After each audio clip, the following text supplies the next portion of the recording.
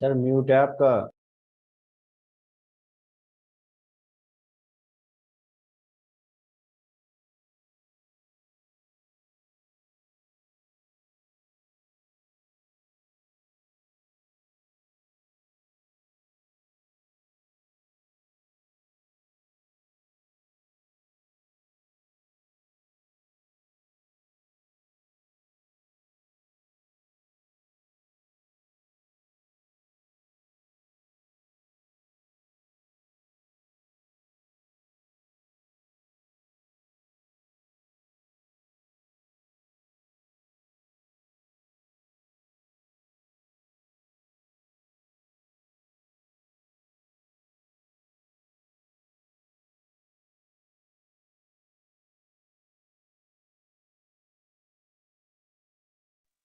Hello.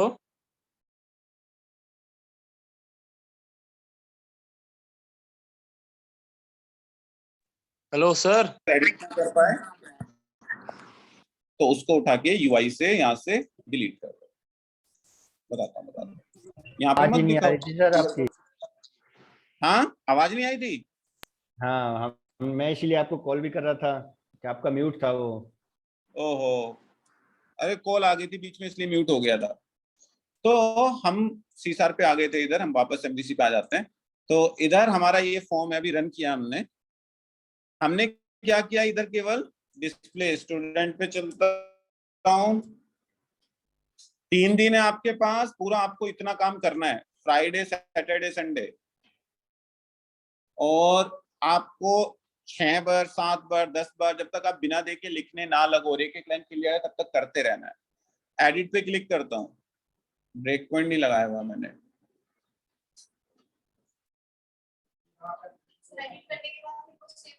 अभी नहीं होगा, आपने कोड थोड़ी लिखा। अभी हमने कोड कितना लिखा कि एक व्यू बनाओ और व्यू के अंदर सारी वैल्यू फिल करके दिखाओ। अब इसके क्लिक पे हमें वापस अपडेट करने का कोड इसके क्लिक पे लिखना पड़ेगा। करेक्ट। तो अभी इसने पूरा फॉर्म फिल करके दे दिया, जो भी वो एंट्रीज थी देखो एज इट इज, जो आपने पहले फिल की थी, या जो एडिट कर। अब आपको जैसे ईमेल एडिट नहीं कराना एडिट के टाइम पे, तो आप यूआई में जाओ और यूआई से जाके एडिट को हटा दो, ईमेल को हटा दो, सॉरी ये वाला डिव हटा दो। तो यूजर को डिव ही नहीं दिखेगा तो एडिट कैसे करेगा ईमेल? करेक्ट, तो आपके हाथ में है ना सब कुछ। अब जो आपको नहीं एडिट करवाना वो हटा दो, उसने तो जनरेट कर दिया। हो सकता है पूरा खुद से जनरेट करना चाहो, पूरा कर दो, सिंटेक्स वही है, ऊपर एक मॉडल नीचे आपका फॉर्म है। करेक्ट, जो ऑब्जेक्ट मिलेगा उस ऑब्जेक्ट से ये फर्स्ट नेम उठा के फर्स्ट नेम नाम वाले टेक्स्ट बॉक्स में डाल देगा, ईमेल वाले ईमेल में डाल देगा। That's it. खुद से डिजाइन करना खुद से डिजाइन करो, लेकिन वो एक बेसिक स्ट्रक्चर आपको बना के दे दिया कि आपका एडिट फॉर्म में वैल्यू फिल हो गया। Once you will click this, अब ये किस वाले एक्शन मेथड पे पोस्ट करेगा? स्टूडेंट का एडिट। ये बाय डिफॉल्ट किस नाम के एक्शन मेथड से बना है? Edit edit. एडिट से। तो ये तो डिफॉल्ट बिहेवियर है ना, जब आप क्लिक करोगे तो उसी नाम के एक्शन मेथड पे पोस्ट करेगा। जैसे क्रिएट वाला था, ग्रेड व्यू में तो बटन थे, इसलिए हमें एक्सप्लिसिटली बताना पड़ा था, वरना फॉर्म जिस एक्शन नेम से बनता है उसी एक्शन नेम पे पोस्ट करने की कोशिश करता है। Correct, yes no? ये तो पता है हमें, तो इसमें कुछ सोचने की जरूरत नहीं है आपको। ओके, तो यहाँ पे आपका स्टूडेंट कंट्रोलर का जो एडिट मेथड था, इससे हम क्या कर रहे हैं, गेट करने की कोशिश कर रहे हैं। तो इसके ऊपर फिर से http गेट लगा दो और एक और बना दो, पब्लिक एक्शन रिजल्ट एडिट। और इस बार उधर से क्या आएगा, पूरा टीबीएल स्टूडेंट क्लास का ऑब्जेक्ट, क्योंकि इसी मॉडल से बना है वो इस बार। करेक्ट, ये भी हमें पता है। अभी के लिए मैं रिटर्न व्यू लिख देता हूँ, केवल आपको दिखाने के लिए कि पूरी चेंज हुई वैल्यू आपको मिल भी रही है कि नहीं मिल रही है। टू यहाँ पे सॉरी, इसके ऊपर http पोस्ट लगाना था, क्योंकि गेट करने के लिए वो ये कॉल करेगा, जब वापस क्लिक करोगे तो ये वाला मेथड कॉल करेगा।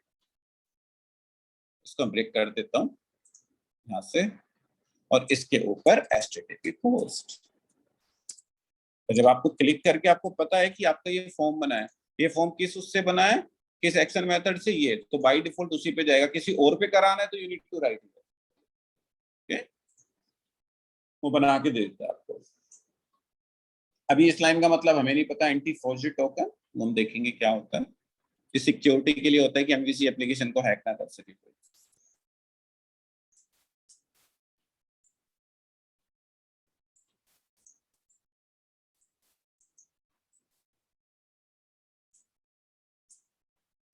अभी तो एरर आएगी क्योंकि मैंने ये वाला डायरेक्ट कॉल कर दिया, मुझे डिस्प्ले स्टूडेंट कॉल करना है, स्टूडेंट्स लेस डिस्प्ले स्टूडेंट्स।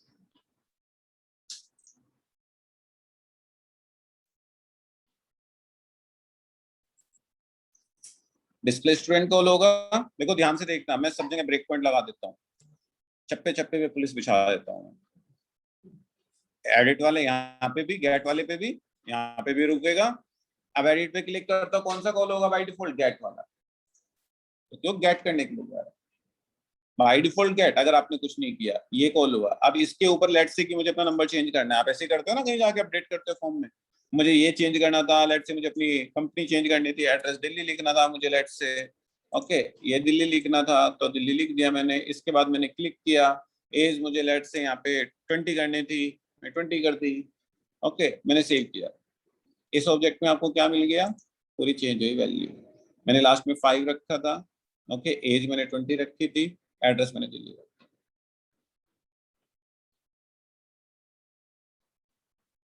आसान, बस इसको हम अपडेट कर देंगे दोबारा से डेटाबेस में एंटिटी नंबर पे, आईडी के बेस पे। इसकी आईडी के बेस पे फिर एक ऑब्जेक्ट निकालेंगे, उसमें चेंज करेंगे सब कुछ, फिर डॉट से चेंजेस कर देंगे। कर देते हैं 2 मिनट में, आप फिर पूरा करंट ऑपरेशन घर पे बैठ के आराम से प्रैक्टिस कर सकते हो। सबसे पहला काम डेटाबेस का ऑब्जेक्ट, डेटाबेस किस नाम से रवि सर? SRS entities. पहला डेटाबेस का object obj entity is equal to new SRS entities। दूसरा मुझे आईडी के बेस पे वैल्यू लेके आनी है, एक ऑब्जेक्ट को निकालना है जिसमें मुझे सारी वैल्यू चेंज करनी है, करेक्ट। तो पहले डेटाबेस के पास जाऊंगा, डेटाबेस से आईडी के बेस पे वैल्यू लेके आऊंगा, वो आपको पता है। अब फ्रॉम वाला लिखना है, फिर से फ्रॉम वाला लिख लेते हैं जो आसान वाला है, फ्रॉम वाले की प्रैक्टिस करना। एक वेरिएबल का नाम इस बार हम सलमान खान रख देते हैं, ओके। इन कहां से? obj entity dot tbl students. Where condition लगानी है, उस सारी रिकॉर्ड में से फिल्टर करना, 1 लाख रिकॉर्ड हो उसमें से हमें एक चाहिए, तो इस कंडीशन पे चाहिए जहां पे sk.id is equal to id इस बार आपको डायरेक्ट नहीं मिल रही, इस ऑब्जेक्ट के अंदर आ रही है, इसके obj.id आ रही है, ओके डबल इक्वल टू। मैं मिस कर जाता हूँ ये चीज, id और बचे हुए रिकॉर्ड को आपको सेलेक्ट करना है। किसको सेलेक्ट करेंगे? sk। और जो बचा हुआ रिकॉर्ड आया है उसको आप यहाँ पे 4 मेथड होते हैं, single, single default, first default, usually single और डिफॉल्ट लगाते हैं, इनका मतलब बाद में देखेंगे। सिंगल और डिफॉल्ट ये आपको क्या रिटर्न करता है, कभी कंफ्यूजन हो कि क्या रिटर्न करे, अगर बहुत ही ज्यादा कंफ्यूजन है, समझ नहीं आया घर पे, तो गुरुजी को फोटो भेजने से पहले वैर ले लिया करो। वैर पढ़ के आए थे ना, जो भी होगा ये उसी में बन गया होगा, करेक्ट। लेकिन वैर तब लेना चाहिए आपको ना पता हो। अभी तो आप माउस ले जाके देख सकते हो ना कि टीबीएल स्टूडेंट क्लास का ऑब्जेक्ट रिटर्न कर रहा है, तो एक टीबीएल स्टूडेंट क्लास के ऑब्जेक्ट मिले, करेक्ट। नहीं पता लग रहा आपको तब वैर लो। वैर में बाय डिफॉल्ट टीबीएल स्टूडेंट, ये ऑटोमेटिकली टीबीएल स्टूडेंट ही बन गया होगा, क्योंकि वैर क्या करता है, जो राइट हैंड साइड वाली चीजें होती हैं उसके अकॉर्डिंग लेफ्ट हैंड साइड वाला कन्वर्ट कर देता है। ये शायद पता नहीं वैर डायनामिक आपको पता है कि नहीं पता, लेकिन कुछ लोग को पता है, ओके। हाँ तो ये रिजल्ट आ गया। अब इस रिजल्ट को मुझे क्या करना है? अपडेट करना है। ये वो रिजल्ट है जो डेटाबेस से आया, जिसमें पुरानी वैल्यू रखी हुई है, करेक्ट। नई वाली वैल्यू किसमें रखी हुई है? आपने अपडेट की है, इसमें रखी हुई है। तो हाँ जी सर, जैसे वेर आपने लिखा ना सर, यहाँ पे वेर और डायनेमिक में फर्क तो यही होता है ना कि वेर कंपाइल टाइम पे ही बता देता कि हमें क्या लेना है। कि कंपाइल टाइम पे ही पता लगा लेगा सिंगल और डिफॉल्ट के केस में कि ये टीबीएल स्टूडेंट बन जाना है। मुझे लगा अभी रन नहीं किया मैंने, देखो अभी रन नहीं किया, लेकिन इस क्वेरी के बेस पे उसको कंपाइल टाइम पे ही पता है टीबीएल स्टूडेंट, तो टीबीएल स्टूडेंट ही बन गया होगा। डायनामिक यूज करना हो तो सिंगल और डिफॉल्ट हटा देंगे या नहीं? नहीं, सिंगल और डिफॉल्ट का डायनामिक और वैर से कोई लेना देना नहीं है। सिंगल और डिफॉल्ट तो लिखना ही है, और इसको मैं अभी बता भी नहीं रहा हूँ, इसलिए इसके ऊपर प्लीज करके क्वेश्चन ना पूछो क्योंकि इसके लिए अलग से मुझे कम से कम आधे घंटे का चाहिए पूरा कार्यक्रम। ठीक है सर, ठीक है। ये चीज समझाने के लिए। ओके, तो रिजल्ट डॉट हमने क्या लिखा, आप फर्स्ट नेम में जो आपका नया नेम आ रहा है वो अपडेट कर दिया। जो जो चीजें आपको डेटाबेस में अपडेट करनी है, अगर फॉर एग्जांपल ईमेल अपडेट नहीं करानी है, आप चाहते हो ईमेल कोई एडिट ना कर पाए, तो आपको ईमेल यहाँ पे लिखनी भी नहीं है। ओके, ध्यान से रिजल्ट डॉट, जैसे फॉर एग्जांपल अभी के लिए मुझे एड्रेस अपडेट कराना है, तो मुझे फ्लैट से 2 ही फील्ड अपडेट कराने थे, आपको सारे लिखने हैं। ओके, ये आपने लिख दिया। ओके, और अब आपको क्या करना है, ओबीजे एंटिटी, पहले क्या करते थे हम, कलेक्शन के अंदर ऐड करते थे या रिमूव करते थे, लेकिन अपडेट के केस में कलेक्शन के अंदर ऐड करोगे तो नई रिकॉर्ड इंसर्ट हो जाएगा, जो कि हमें नहीं करना। करेक्ट, रिमूव भी नहीं करना, हमें केवल OBJ entity dot save changes करना है, दैट्स इट। ये ऑटोमेटिकली इस रिकॉर्ड को उठा के अपडेट कर देगा, कंट्रोल एस, उस कंटेक्स्ट में जो भी चल रहा होगा।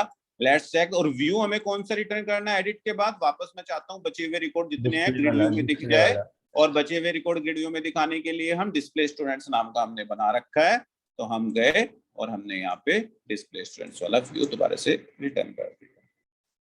Let's run that. आपको सारे फील्ड अपडेट कराने सारे करा लो, जितने फील्ड अपडेट कराने होते हैं यूजुअली हम उतना हटा दो।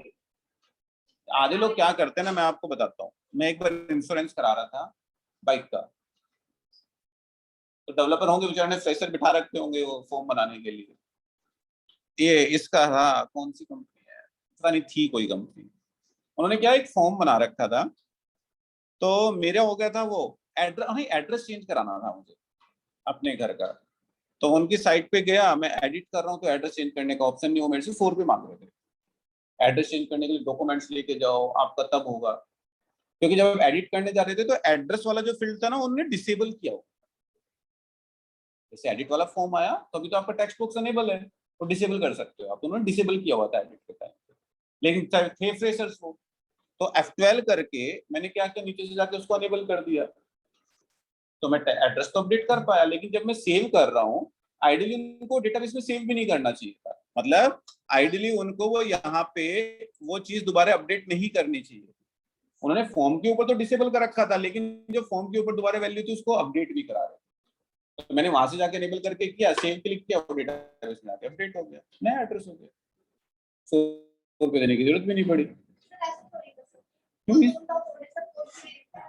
कोड थोड़ी दिखता है हमें, लेकिन यहाँ से देखो, ये दिखाता हूँ, अगले बच्चे आ गए इसलिए हम जल्दी से आपको दिखा दें। डिस्प्ले स्टूडेंट्स उधर ही बैठे, नया बच्चा फिर कैसे बताऊंगा मैं। एडिट पे गए, देखो एडिट वाला फॉर्म आ गया।